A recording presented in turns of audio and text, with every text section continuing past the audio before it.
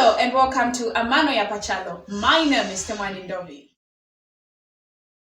In President Haga Indehitulema's words, education is the best equalizer. Once you're impacted with knowledge, the sky ceases to be the limit, but the best as you aim for the stars. In this episode of Amano Yapachalo, we look at the impacts free education has brought in our country.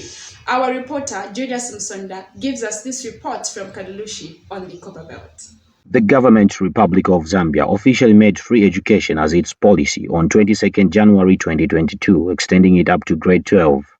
The development cheered the majority of parents who were struggling to pay for school fees and other educational necessities for their subjects. However, a cross-section of critics and some education experts warned that the move by the new Dawn government would worsen the already low standards of education in the country.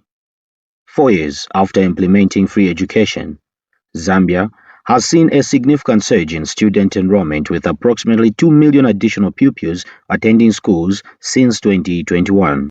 This move has made education more accessible, especially for families who previously struggled to pay school fees. The government's efforts have resulted in 87.9% of children enrolled in primary education, while 42.9% are in secondary school, with a transition rate of 67.5% from primary to secondary education. To address the challenges brought about the increased enrollment, the government plans to construct 170 new schools and hire 55,000 teachers by 2026, with 37,000 already recruited. This will ease pressure on teacher-pupil ratio. Through government vehicles such as Increased Constituency Development Fund (CDF), the government is continuously able to construct additional classroom blocks and create new schools like Kalanga Primary and Secondary Schools in Kalulushi District. We are here at Nkokomi Primary School, where we've come to monitor one of the CDF projects done under the 2024 CDF Community Projects component. As you can see behind me, it's a state-of-art 1x2 classroom, well done and well furnished with the desks. You can see to my right, there's an old structure where our learners used to learn. CDF has changed the narrative by giving us this state-of-art 1x2 classroom. Schools across the country have continued receiving consignment of locally manufactured desks to cater to the growing demand. CDF projects are run very well where infrastructures are being built and desks are being also made. This time around, we don't have learners who are sitting on the floor because of lack of desks. Quite right, we are saying we need about 3,000 desks to be given to schools. But does not mean learners are sitting on the floor. They are sharing where they're supposed to sit two, which means we have those few instances where they are sitting through. During an interactive tour on this topic, we were delighted to learn that in the effort of improving the standards of education, the Ministry of Education had continued with a feeding program in over 70 districts of the country, improving school attendance from an average of 65% to an impressive 85%. There is a very good response when it comes to the attendance, because they know that they are supposed to find food when they come to school. So it has been a very positive move, and we thank the Ministry of Education to introduce such a program to the children. And this time where the economy is so difficult, so at least when children they wake up, they know that on a Tuesday, on a Thursday, I'm going to find something at school. It will even motivate them not to be absent when it comes to learning.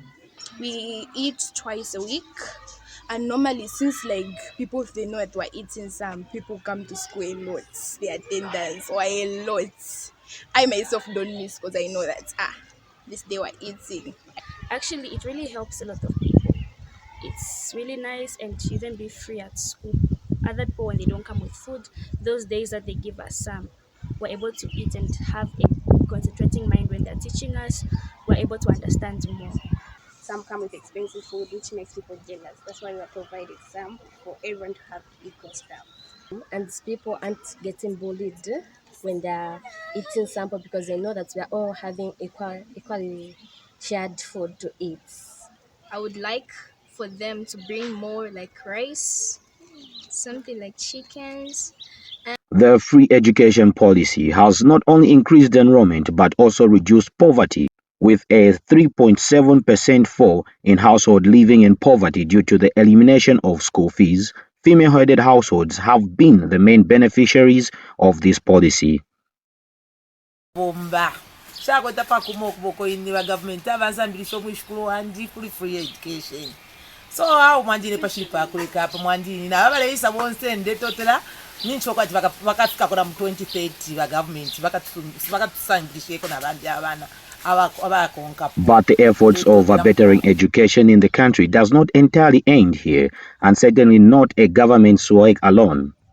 Civil society groups, corporate world, and non-governmental organizations are coming on board to supplement the government's efforts. One of such organizations is Health Learners. The organization has been constructing and furnishing health rooms across the country to improve the health of the learners. Their program includes training teachers in collaboration with the Ministry of Health on how to diagnose and treat mild illnesses that occurs to children while at school. They do this using a World Health Organization approved mobile application. In Kalushi district, the program has fared very well. On the health learners, so this is a program which is done by Ministry of Health and Ministry of Education.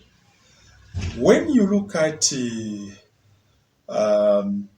whole arrangement, I would think even the largest population are school-going children or pupils.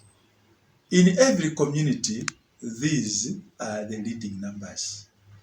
And where now the government brings in the healthy facilities in schools. And what government has done through the Ministry of Health, identified the schools. Like here in Karurushi, we have 13 schools that were identified to implement this healthy program. And it constructed some rooms, health rooms, or health facilities in these 13 schools, independent from the main classroom blocks. And in these rooms, they are more like a clinic. They've got beds, they've got dispensary, they've got also the counseling part, which is also needed. Despite these achievements, some challenges persist, including overcrowded classrooms, a shortage of teachers, and insufficient resources. However, the government remains committed to improving education standards, with Education Minister Douglas Yakalima emphasizing the importance of producing principled, honest, and ethical citizens. With a sustained efforts and investment in school infrastructure and teacher recruitment, Zambia aims to build a more educated and skilled society.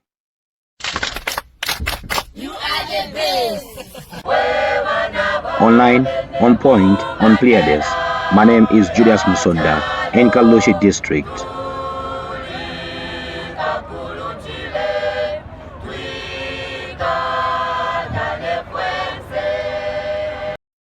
What a relief. I'm not the only one who's extra motivated not to shun events that seem to provide free meals. We have seen the kids at school love that.